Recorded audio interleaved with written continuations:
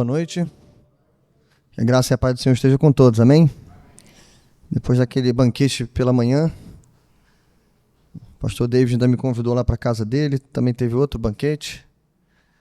E graças a Deus por isso, estamos quase recuperados. Um pouquinho mais pesados, né? Mas muito alegres, irmãos, pelo Dia dos Papais. Cada papai que está aqui e não pôde estar com a gente de manhã, receba o nosso abraço. Eu disse, né? É um dia especial, é um dia de comemoração. E claro, né? O nosso dia é todos os dias, mas a nossa tarefa é muito árdua, é muito difícil, mas nós podemos contar com a graça do Senhor. Que Deus continue derramando a sua graça sobre cada papai que está aqui no nosso meio, tá bom? Sejam abraçados por esta igreja. Eu queria te convidar a lermos o texto de Mateus 22, verso do 1 ao 14. Mateus, capítulo 22, versos 1 ao 14. Hoje a gente vai falar sobre a parábola da festa de casamento. E o tema é: você está preparado para a festa? Esse é o tema. É uma pergunta. A gente vai refletir um pouquinho sobre isso. Mateus 22, verso 1. Achamos? Amém? Diz assim: Jesus lhes falou novamente por parábolas, dizendo: o reino dos céus é como um rei que preparou um banquete de casamento para seu filho.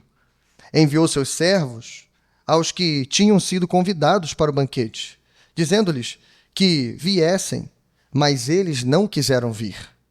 De novo enviou outros servos e disse: digam aos que foram convidados que preparei meu banquete. Meus bois, meus novilhos gordos foram abatidos e tudo está preparado. Venham para um banquete de casamento. Mas eles não lhes deram atenção e saíram, um para o seu campo, outro para seus negócios. Os restantes, agarrando os servos, maltrataram-nos e os mataram. O rei ficou irado e, enviando o seu exército, destruiu aqueles assassinos e queimou a cidade deles. Então disse a seus servos: o banquete de casamento está pronto, mas os meus convidados não eram dignos. Vão às esquinas, convidem para o banquete todos os que vocês encontrarem. Então os servos saíram para as ruas e reuniram todas as pessoas que puderam encontrar, gente boa e gente má. E a sala do banquete de casamento ficou cheia de convidados. Mas quando o rei entrou para ver os convidados, notou ali um homem que não estava usando veste nupcial. E lhe perguntou: amigo, como você entrou aqui sem veste nupcial? O homem emudeceu. Então o rei disse aos que serviam: amarrem-lhe as mãos e os pés, lancem-no para fora, nas trevas. Ali haverá choro e ranger de dentes, pois muitos são chamados, mas poucos são escolhidos. Amém? Que o Senhor nos use, nos abençoe, abra olhos e ouvidos e fale no nosso meio. Bom, irmãos, nosso tema é esse. Se você está preparado para a festa? Eu estava preparando o sermão e pensando e lembrando. Eu queria começar perguntando isso para você. Você já esteve num local, não necessariamente uma festa, mas convidado por alguém, ou visitando um lugar que você não conhecia muito bem, um museu, teatro, não sei, ou até um shopping, um pouquinho mais requintado. E você já passou algum tipo de perrengue nesses lugares? No sentido de que você se percebia como um peixe fora d'água ali. Você olha para as pessoas, você olha para você. Não sei se isso já aconteceu com você, mas quem sabe você já foi perseguido por um segurança no shopping ou em algum outro lugar, talvez sendo identificado com marginal, não sei. Talvez isso possa ter acontecido. Mas, enfim, a verdade é que às vezes a gente frequenta lugares, ou já frequentamos lugares, que a gente não se sentiu bem. Talvez era coisa da nossa cabeça. Talvez era apenas uma impressão nossa. Mas quando a gente olhava para as pessoas e olhava de volta, parecia que a gente não pertencia àquele lugar. Pior do que tudo isso. Isso nunca aconteceu comigo, pelo menos. Mas pior do que isso, do que essa sensação, é literalmente você ser colocado para fora. Eu já ouvi relatos assim, de que alguém chegou e precisou convidar a pessoa para se retirar. porque não estava vestido adequado, porque não estava com as roupas certas. Eu já fui impedido de entrar em um lugar, porque não estava com as roupas certas, com o traje, né, correto para aquele lugar. Isso já aconteceu comigo. Agora, estar lá dentro, ser identificado por alguém, e aí a pessoa chegar no seu ouvido e falar para você, olha, você tem que se retirar porque essa não é a roupa adequada. Irmãos, eu tenho só a impressão de que a gente sairia dali bem frustrado, bem triste, ou até envergonhado, não é isso?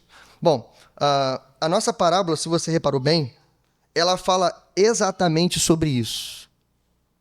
Sobre alguém que estava dentro de uma festa de casamento, e a ideia aqui é que para estar nessa festa você recebia uma roupa para estar lá. Você ganhava vestes nupciais. E a ideia é que todos estavam vestidos assim. E tinha uma espécie de penetra no meio, um infiltrado, um intruso na festa.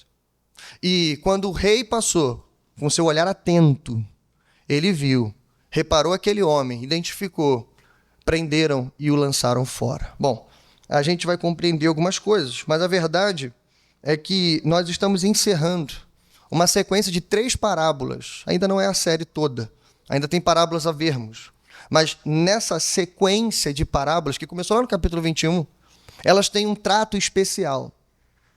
Nessas 3 parábolas, o que elas têm em comum? Jesus está, digamos assim, virando o seu canhão na direção dos líderes religiosos. Jesus já vem desse embate, desde que eles começaram a questionar a sua autoridade. E aí Jesus conta 3 parábolas, a gente viu cada uma delas aqui. A primeira parábola, ou na primeira parábola, Jesus identificou aqueles homens como filhos rebeldes. E não apenas rebeldes, que no momento dizem que não vão, mas depois se arrependem e vão. Não, pelo contrário. Rebeldes e hipócritas. Porque no primeiro momento dizem que vão, mas na verdade, quando chega a hora H, eles simplesmente não vão. E Jesus está contando essas histórias para justamente encaixar esses homens e denunciar o pecado deles. É coisa séria, irmãos. Não é simplesmente uma historinha legal.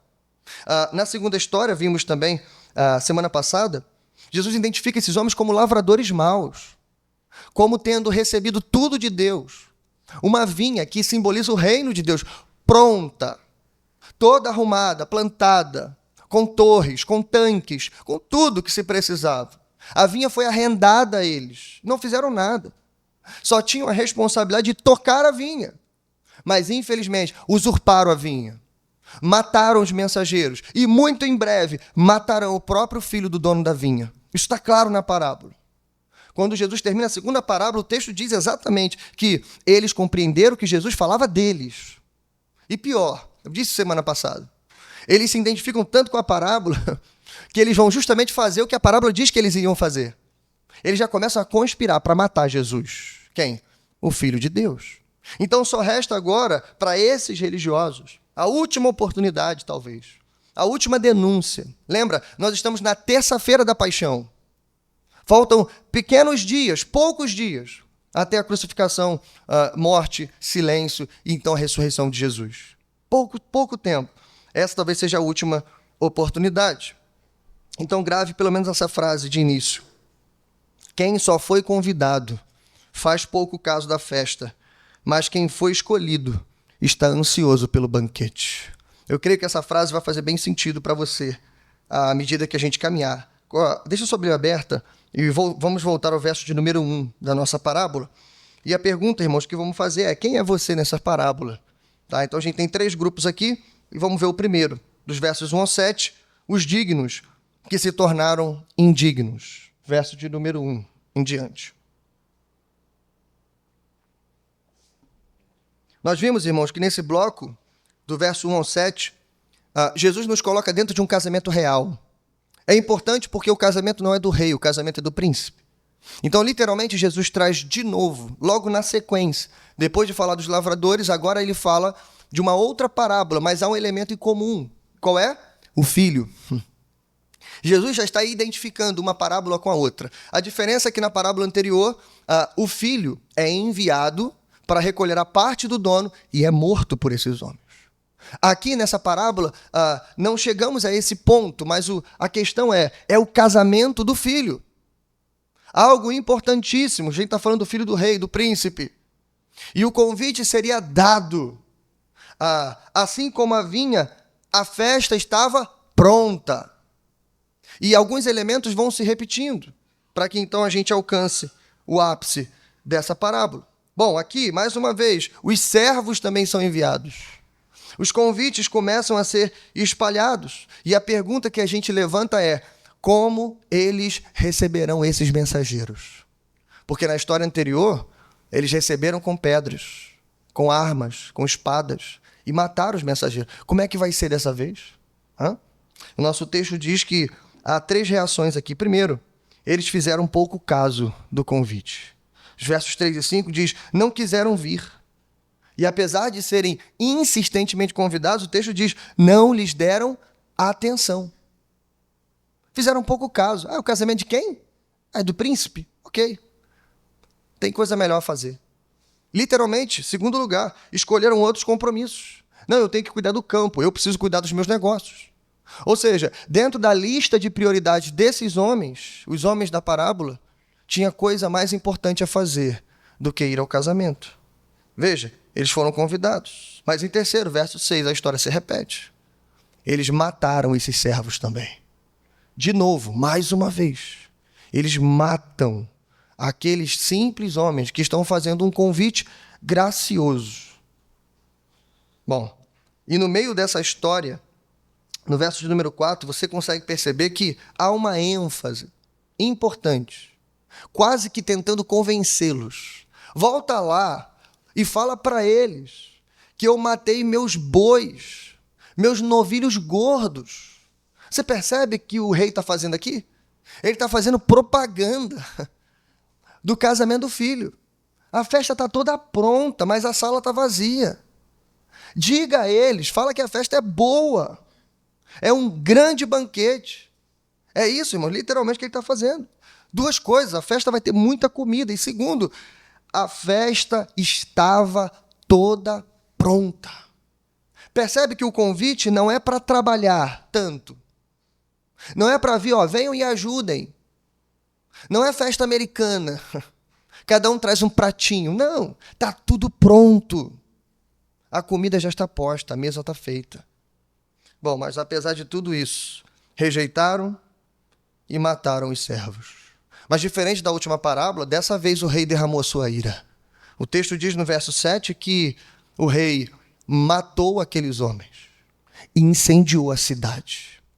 O verso 7 é tão forte que alguns teólogos identificaram esse verso com o que aconteceria no ano 70 depois de Cristo. A guerra judaica contra os romanos e a destruição do templo. Destruição derradeira. Até hoje não tem templo em Jerusalém. Bom, se realmente esse verso se identifica com o ano 70, eu não sei. Mas o que eu posso garantir para você é que estamos vendo uma espécie de prenúncio do juízo de Deus contra todos aqueles que rejeitaram ou rejeitarão o convite gracioso do rei. Isso eu posso garantir para você, que no final, aqueles que rejeitarem esse convite gracioso serão mortos e suas cidades serão queimadas.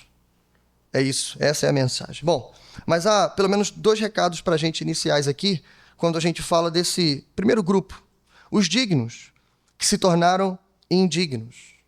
E o primeiro, irmãos, é que o reino de Deus aqui, a chegada do Messias, está sendo comparado a um banquete de casamento. E eu não quero que inicialmente você confunda as 2 coisas, porque eu sei que Apocalipse fala das bodas do Cordeiro, e sim, isso também é uma festa de casamento. Mas eu queria que você pensasse então, do jeito que a teologia nos ensina, existem 2 festas de casamento. Preste atenção nisso, senão você não entende a parábola.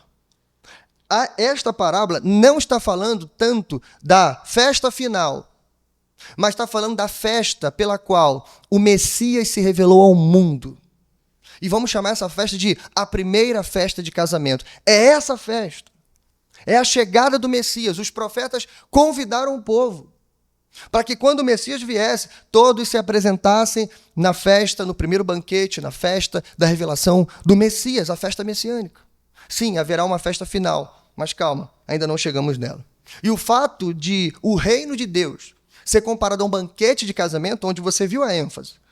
Tem novilho gordo sendo abatido, tem bois, tem banquete, tem mesa, tem delícias.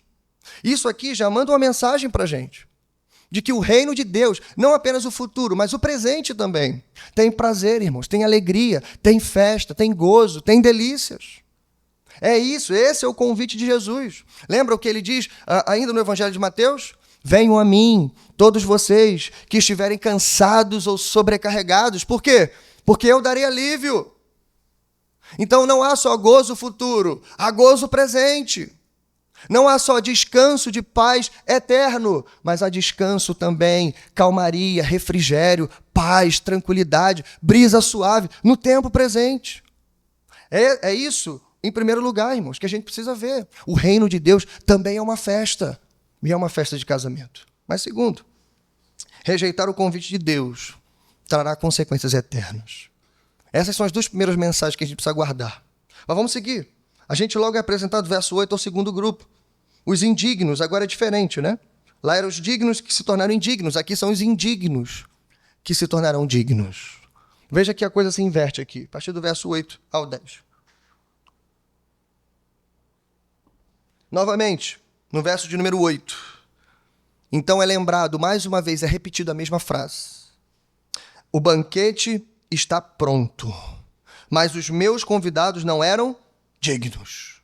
Foi daqui que eu tirei a ideia dos tópicos. Foi daqui.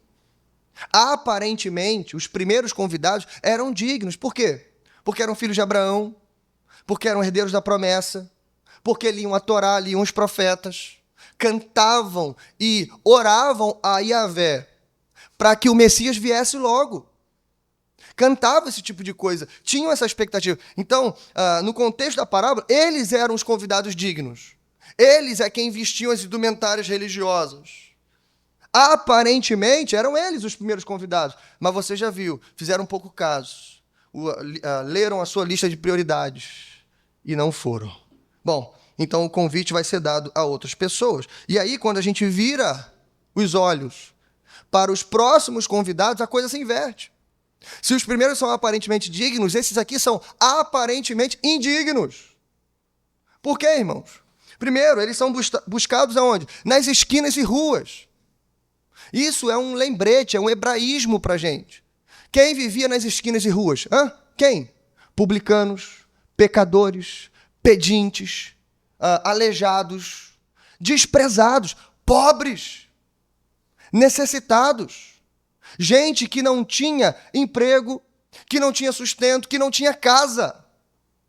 Por isso eram desprezados, colocados de lado. Aparentemente indignos. Só que o texto ainda diz para a gente, olha, quando vocês encontrarem, tragam todo mundo, inclusive gente boa e gente má. Ou seja, é o arrastão que a gente pregou aqui um dia desses. É para lançar rede sem critérios. Todo mundo que estiver na rua atrás. A sala está vazia, ela tem que ficar cheia. E gente boa e gente má aqui, irmãos, é, de novo, uma referência a gentios, publicanos, pecadores, mas inclusive, indo para o contexto da igreja, crentes e não crentes. Convertidos e não convertidos. Claro, irmãos, a gente não está defendendo aqui uma espécie de membresia mista da igreja, não é isso. Mas a gente está dizendo que do ponto de vista da evangelização, a rede tem que ser lançada sem critérios. E a gente vai pegar todo tipo de peixe, como diz a outra parábola. Peixe bom e peixe ruim. Bom, mas essa é a ordem do nosso Senhor. Então veja, irmãos. A parábola dos lavradores maus terminou no verso 43 do capítulo 21, dizendo o seguinte. Portanto, eu lhes digo que o reino de Deus será tirado de vocês e será dado a um povo que dê os frutos do reino. A parábola passada terminou com essa sentença para os religiosos. Imagine a dor desses homens. Imagine o sofrimento deles. Imagina a indignação. Eles são os judeus de pedigree. São eles que estão esperando o Messias. O Messias, o dito Messias, vira para eles e diz, olha só, vocês rejeitaram, vocês não querem? Tudo bem. Então, um outro povo. De quem que ele está falando? Dos gentios. Qualquer povo que não fosse judeu era gentil. Qualquer um. Outro povo, ou melhor, outros povos tomarão o lugar de vocês. Então, irmãos, a parábola do banquete de casamento, esta aqui, é simplesmente a explicação do verso 43. É Jesus desenhando para eles. Veja por que é que vocês perderam o lugar. Veja por que é que vocês perderam o direito. Veja por que vocês não são mais dignos da festa do Filho do Rei. É porque vocês mesmos rejeitaram. É porque vocês mesmos fizeram pouco caso. É por isso. Não é o filho que rejeitou, são vocês que rejeitaram o filho. Esse é, infelizmente, ou essa é a sentença. Há 3 pontos aqui rápidos para a gente pensar. Primeiro, irmão, de novo, o banquete está pronto. Mais uma vez é repetida essa frase. Isso significa, irmãos, que o reino messiânico já chegou. É isso, irmãos. Lembra quando Jesus prega em Marcos capítulo 1? É chegado o reino de Deus. Creiam, se arrependam. É chegado, começou, está aqui. O próprio rei veio como mensageiro avisar vocês. Segundo, o banquete está pronto, mas infelizmente a sala está vazia. O reino chegou, o Messias veio, mas cadê a sala cheia? Terceiro, o reino messiânico destrói todas as barreiras, todas as que ainda existirem, social, étnico, cultural, racial. Qualquer tipo de barreira precisa cair por terra. Porque, de novo, irmãos, o reino vai ser levado e anunciado e proclamado a todas as pessoas. Mas aí sim, nem todas as pessoas responderão ao reino. Mas deixe com elas. Deixe que isso seja tratado entre elas e Deus. A nossa função é semear. A nossa função é lançar as redes. A nossa função é sair pelas esquinas e ruas convidando cada um deles. Bom, mas a gente chega então no terceiro e último grupo. Os chamados que não foram escolhidos.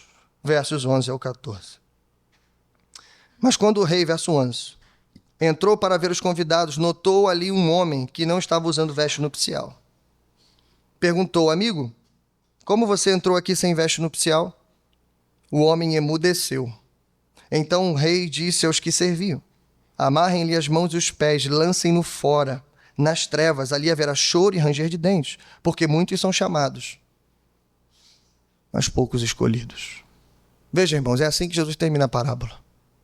De uma forma muito pesada e direta. Jesus, lembra do canhão? O canhão está posto na direção deles e agora Jesus vai dar o último tiro. É o tiro de misericórdia. Agora não vai restar dúvidas nenhuma. Está virado, Jesus vai só atirar. Perceba, irmãos, que aqui, eu disse para você, nós temos um banquete inicial e temos um banquete final. Nesta última cena é como se Jesus avançasse na história. E ele sai do primeiro banquete e ele vai para o último banquete. Falávamos até agora do banquete messiânico, agora nós falamos do banquete das bodas do Cordeiro. Agora a gente já está no reino dos céus. Tudo já foi revelado, agora estamos aqui. Perceba que essa é a mesma cena de parábolas que já vimos anteriormente, como, por exemplo, a parábola do joio e do trigo e a própria parábola da rede. O que essas 3 parábolas têm em comum? É que a coisa estava misturada. O joio está no meio do trigo, o peixe ruim está no meio do peixe bom e assim por diante. E o que é dito, que a gente concorda com todas essas parábolas. Primeiro, em todas elas a separação vai ser só no fim. E não no meio, e não agora. A gente não tem autorização para fazê-lo. Seja entre o crente e o ímpio, seja entre o crente convertido e não convertido, que está disfarçado no nosso meio, ou seja, naqueles que estão do nosso meio, dentro da festa, mas infelizmente com as roupas inapropriadas. A separação vai ser no final. Segundo, não temos autorização para separar. Em algumas parábolas, quem separa são os anjos. Aqui, quem separa é o rei. É o próprio rei que está passeando no meio do povo e identificando. Ei, levanta, sai, você não está vestido adequadamente. Perceba que o modus operandi é o mesmo. E terceiro, em todas essas 3 parábolas, agora veja aqui o verso de ligação. Olha só. Haverá choro e ranger de dentes. Veja que eu não estou inventando nada. A gente saiu do tempo presente para o tempo futuro. Por quê? Por causa do choro e ranger de dentes. Irmão, choro e ranger de dentes eu já disse isso para vocês, uma alusão clara à condenação final, ao inferno, lugar de tormento, dor e ausência da presença deleitosa de Deus e apenas a presença em juízo de Deus. É isso, irmãos. Então é disso que ele está falando. Bom, eu falei para você inicialmente sobre a vergonha de estar no lugar e ser colocado para fora. Mas o que acontece com esse homem aqui, irmãos, é muito pior. Porque ele não é só convidado a se retirar, ele é amarrado, ele é laçado e ele é jogado nas trevas exteriores, num lugar de choro e ranger de dentes. Essa informação faz muitos acreditarem que esse homem é o diabo. Porque o diabo também será preso e lançado no final no lago de fogo. Sim, isso é verdade. Mas dentro do nosso contexto, dentro de tudo que vimos até agora, não, irmãos. Esse homem que será amarrado e colocado para fora são aqueles homens que estão ouvindo. Aqueles líderes religiosos que dizem fazer parte do reino, mas quando o filho do rei vem, eles desprezam, fazem pouco caso e o matam. São eles que, se não se arrependerem, serão amarrados e lançados nas trevas. Bom, e aí Jesus termina dizendo essa frase emblemática, verso 14, porque muitos são chamados, mas poucos são escolhidos. Com essa frase, eu quero que você entenda rapidinho o seguinte: Jesus está explicando ou justificando moralmente o que é que justifica, o que é que torna possível esse homem ser amarrado, jogado nas trevas, no lugar de choro e ranger de dentes. É porque muitos são chamados e poucos escolhidos. É isso que Jesus está dizendo. Mas vamos entender isso melhor. Jesus está dizendo, irmãos, o que nós entendemos pela teologia, que existem dois tipos de chamados. Toda vez que o evangelho é pregado, dois chamados são emitidos. Primeiro, o chamado geral do evangelho, a proclamação geral que é feita pela boca humana. Deus usa homens para pregar o evangelho, a sua própria igreja. Você já foi exposto ao chamado geral praticamente a sua vida inteira, e hoje está sendo de novo. Chamado geral. Mas existe um chamado, que a teologia chama de chamado especial ou chamado eficaz, que é quando o Espírito Santo pega aquela palavra que sai da boca do pregador, transforma ela numa flecha aguda e ela atravessa o seu coração. Naquele dia, naquele momento, e cada um que teve o seu momento, você sente algo diferente. Parece que os céus estão abertos diante de você. Você olha para você, parece que você está sem roupa, nu, diante de todo mundo. Não há mais o que esconder, as máscaras caíram ao chão. Só há lágrimas saindo do seu rosto, porque você entendeu todo o mal que você fez, todo o pecado que você cometeu. Tudo aquilo fez sentido naquele momento, porque Deus está tendo um encontro especial com você. Esse é o chamado especial. Por isso, irmãos, muitos são chamados, mas poucos são escolhidos.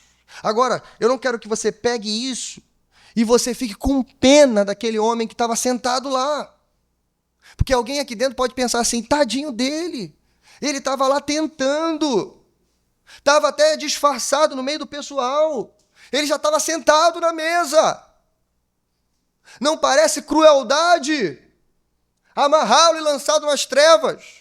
Cuidado com isso, irmãos. Cuidado para tentar ser mais amoroso do que o rei.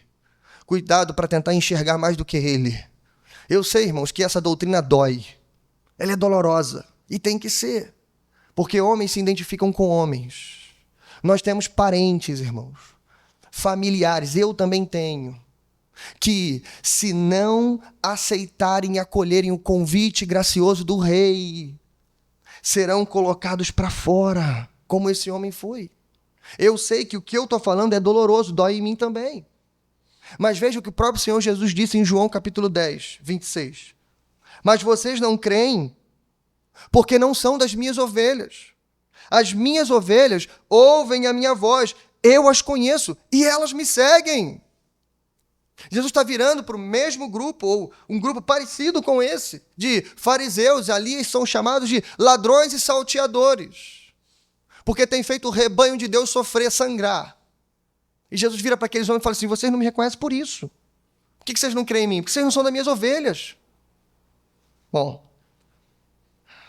talvez você esteja pensando não só em quem poderia estar ali, mas talvez você esteja pensando em você.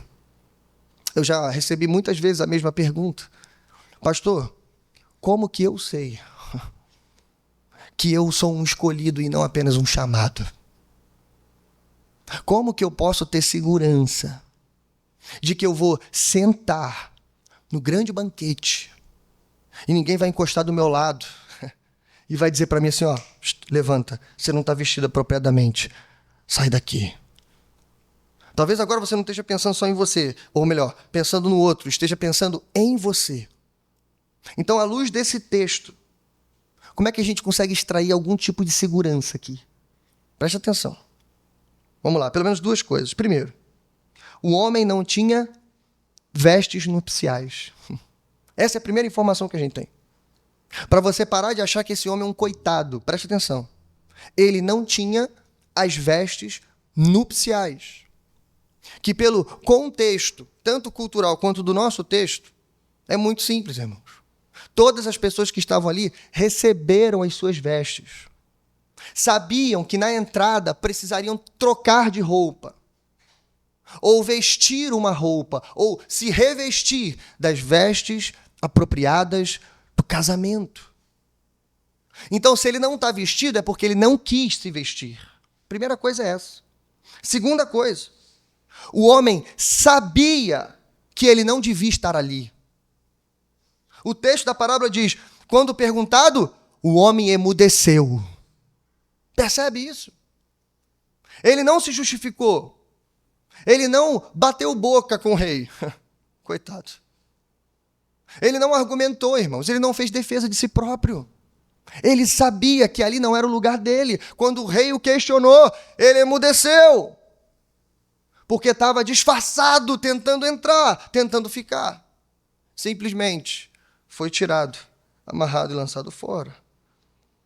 Bom, irmãos, isso é prova suficiente para nós identificarmos quem é aquele que é chamado, mas nunca foi escolhido. Quem?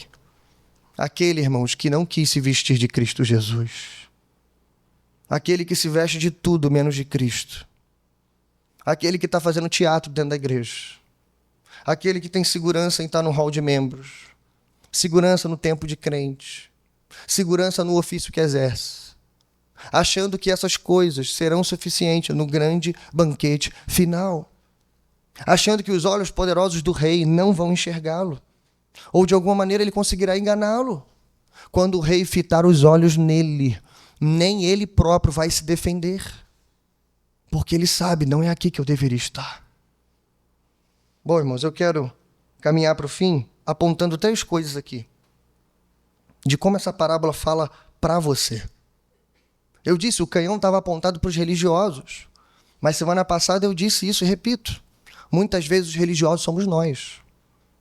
O religioso sou eu. É eu que estou apontando o dedo, é eu que estou julgando, não é isso? Hã? E você acha que esse texto foi escrito para quem? Para o fariseu? Fariseu nem existe mais, irmão. Não existe mais. Mas sabe o que tem? Tem crente que ainda vive pelas obras. Tem crente que julga os outros. Tem crente que não entendeu o evangelho. Então esse texto é para você também. Bom, 3 coisas aqui importantes para a gente encerrar, então. Primeira coisa. O banquete está pronto, mas a sala está vazia. Lembra dessa frase? O banquete já está pronto, irmãos. Seja o banquete messiânico ou o banquete das bodas do Cordeiro, já está pronto. Você não foi chamado para montar o banquete. Você não é o cerimonialista do banquete. Você não é o mordomo da casa. Você foi chamado como convidado da festa. E lembra quem é você na parábola? Nós, que somos gentios, somos os ex-indignos. Ex-indignos. Éramos de fora, éramos outro povo. Não tínhamos a lei no coração, não tínhamos a tradição, não tínhamos a promessa, não tínhamos acesso. Até que o Filho de Deus se fez carne e habitou entre nós. Até que ele veio até o nosso lugar, viveu a nossa vida, morreu na cruz do Calvário e ressuscitou ao 3º dia. E quando ele ressuscita, irmãos, ele abre acesso para todos os povos, todas as línguas e todas as nações. cumprindo as profecias do Antigo Testamento de que seriam benditas todas as nações da terra. Através de quem? Do descendente de Abraão. E o descendente veio, o descendente de Jesus. Então é isso, irmãos. O banquete está pronto, mas a sala está vazia. E aqui vai uma informação para você. Você que é um ex-indigno, isso é muito bom. Porque é melhor ser um ex-indigno do que ser um digno que se torna indigno. É melhor ser alguém que tinha a aparência de indignidade, que era desprezado por todos, mas na hora que o convite foi dado a você, você não desprezou o convite. Você acolheu o convite. E sim, irmãos, esse é o meio pelo qual você chega na festa messiânica. Sim, lembra que eu falei? Na entrada você recebe roupas novas. Na entrada. Então, como é que você chegou na festa? Maltrapilho. Porque vivíamos nas ruas, nas esquinas, nos valados. Não tem problema, irmãos. Chegue do jeito que chegar. Mas quando chegar, se revista de Cristo. É isso. Mas aqui vai a informação para você. Você que é um ex-indigno. Nessa parábola, você também é um emissário do rei. Você também é um servo dele. Você acha que a missão de levar os convites foi apenas dos profetas? Não. Foi missão dos apóstolos e missão de toda a igreja. Lembra? A sala ainda está vazia. E da primeira mesa até a última mesa, a sala vai se enchendo até que o número dos eleitos seja completada. E quem é que vai chamá-los? Você. Eu e você. Então, da mesma maneira que falei na rede, falo agora. É sua missão, é minha missão. Sair pelas ruas, pelas esquinas, convidando. Ao preço da nossa própria vida, se preciso for. Porque se mataram os profetas, se mataram o Filho de Deus e quase todos os apóstolos, porque não fariam mal a gente. Mas o ponto é, irmãos, essa é a nossa missão. Ex-indignos e agora mensageiros. Segundo, o banquete está pronto, mas você está preparado para a festa? O banquete está pronto. Chegamos à festa. Estamos preparados? Essa é a pergunta, esse é o nosso tema. O fato, irmãos, de quando eu digo estamos preparados, eu falo sobre o seu coração. Eu falo sobre o meu coração. Um problema dessa elite religiosa do primeiro século, um erro terrível que eles cometeram e por isso, irmãos, infelizmente foram rejeitados pelo Senhor Jesus. Primeiro rejeitaram e depois são rejeitados. Foi justamente porque eles, eu disse, liam a Torá, liam os profetas, cantavam os salmos e tinham uma expectativa messiânica. Esperavam o Messias, ficavam discutindo, debatendo as promessas, como que o Messias viria, de qual tronco, de qual raiz, de qual família o Messias viria. Discutiam esse tipo de coisa, debates calorosos no Sinédrio. Agora a questão é, irmãos, eles debateram tudo que podiam debater, mas só não debateram a coisa principal. Sabe o que é? Não tanto de qual família ele viria, como ele viria, qual o milagre que ocorreria, qual seria o seu nome, qual seria a sua aparência. Não é essa a discussão. A principal discussão era como estará o nosso coração quando ele chegar. Ou você acha que foi à toa a vinda de João Batista? Ou você não entendeu porque Deus mandou primeiro o profeta e depois o Messias? Por que vem o precursor do rei? O que ele vem fazer, senão endireitar os caminhos, pavimentar os corações para a chegada do rei? É isso, irmãos. E infelizmente aqueles homens, aquela elite, aqueles homens que estavam tão perto da lei, mas infelizmente tão longe do Senhor, não se prepararam para a chegada do rei. Bom, eles não estavam preparados, mas a pergunta é, será que nós estamos? Você já se revestiu? Já se vestiu de Cristo? Terceiro lugar, por que existem pessoas que querem a festa, mas não querem se vestir de Cristo? E aqui eu explico o que é se vestir de Cristo. Vou repetir, por que tem pessoas que querem estar na festa, como aquele homem, mas não querem se vestir? Porque a conclusão é essa. Ele receberia as vestes, mas infelizmente ele rejeitou. Ele quer o banquete, mas não quer o filho. Veja, irmão, isso é incoerente. Mas é isso que acontece. E eu vou dar uma resposta muito clara para vocês, muito fácil de gravar. Eles não querem se vestir de Cristo, porque se revestir implica se despir. E se despir de coisas preciosas. Ei, escute isso. O mundo lá fora não quer se despir.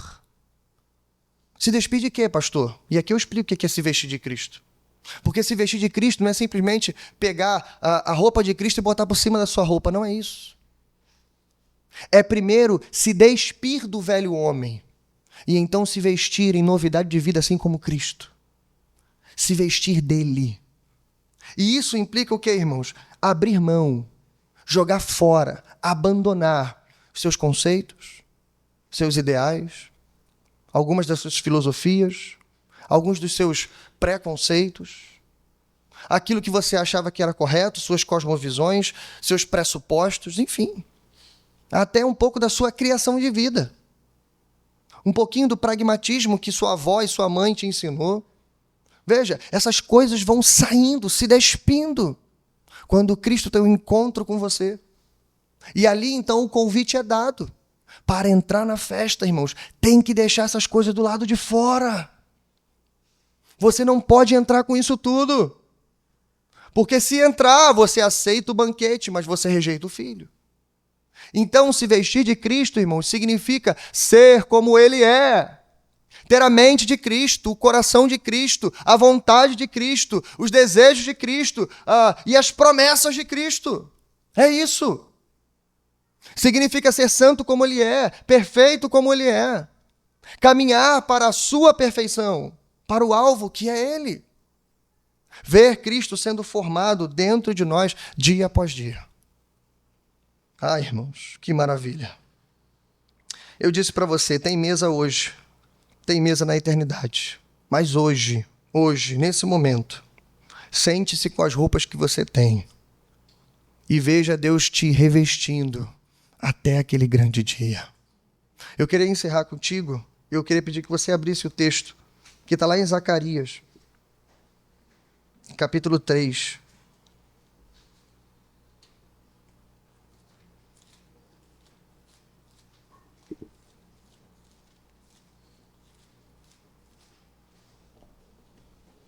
Difícil achar, né, Zacarias? Logo no finalzinho do Antigo Testamento, tá? Passou Ageu, o livro que ninguém leu, e aí chega Zacarias. Zacarias capítulo 3. A gente vai ler um texto, irmãos, que eu vou só lê-lo, prometo. Bem rapidinho. Que ele fala sobre esse momento. Esse derradeiro momento. De que quando a gente chega nas bodas do Cordeiro, você não precisa se preocupar com as vestes. Pelo menos não na entrada. Até porque, lembra, há uma coisa, antes da gente ler, há uma coisa aqui que seria incoerente.